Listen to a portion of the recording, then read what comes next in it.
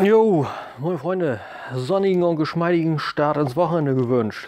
So, willkommen zurück in meinem kleinen Segment. Tim hier, was gab's die Woche? Dienstag gab's Voice of Chaos Nummer 1. Oder 0? Machen wir 0, da haben wir es 0 genannt. War cool. Schönen Dank und schönen Gruß an Dennis. Freue mich schon auf nächsten Dienstag. Das war cool. Auch danke an Bummellux und Josh Fischer fürs Reingucken in den Chat. Sehr geil. Nummer 2. First Looks. The Dirt auf Netflix. Ich würde euch ja gerne wieder ein paar Bilder zeigen, aber wer so halbwegs von der politischen Ahnung in Deutschland Ahnung hat, von der politischen Richtung in Deutschland Ahnung hat, so, der weiß, dass Artikel 13 diese Woche verabschiedet wurde. Das bedeutet, dass ich keinerlei Bilder mehr zeigen darf, deren Besitzer ich nicht bin oder dessen Lizenz ich habe, die zu benutzen. In dem Sinne kann ich über The Dirt nur sagen, Mötley Crüe Verfilmung, sehr cool, toller Soundtrack, angucken. Hatte vorher keine Ahnung von Mötley Crüe, war ein Tipp von meinem Kumpel Chris, den hatte ich letztes Wochenende da. Und schwer cool. Machine Gun Kelly als Tommy Lee. Im Vergleich, vor allem hinterher in den Credits, hat das wirklich verdammt fett gepasst. Kann ich nicht anders sagen. Zu dem Punkt Artikel 13 kann man im Endeffekt auch nicht super viel mehr sagen. Das ist im Endeffekt eine komplette Kippung des Lizenzrechts in Deutschland.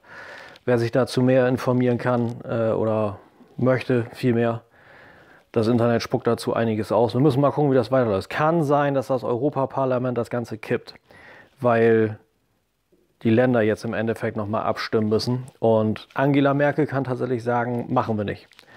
Bezweifle ich aber. So, das war das zweite im Endeffekt.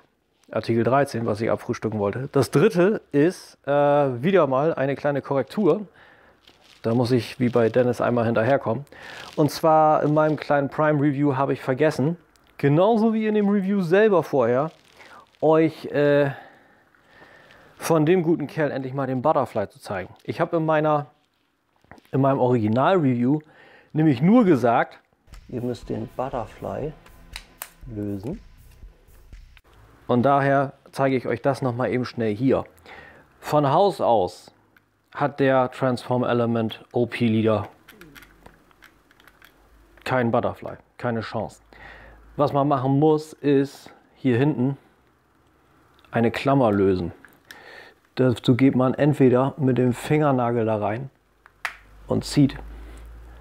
Und dann hat man hier einen ganz hervorragend funktionierenden Butterfly, der zwar auch wieder hier das Sculpt zerstört, aber zumindest rot durchmodelliert ist und dann eben genauso wie der Magic Square, ich zeige euch mal eben kurz, wie das aussieht, dann auch doppelhaltende Posen möglich macht.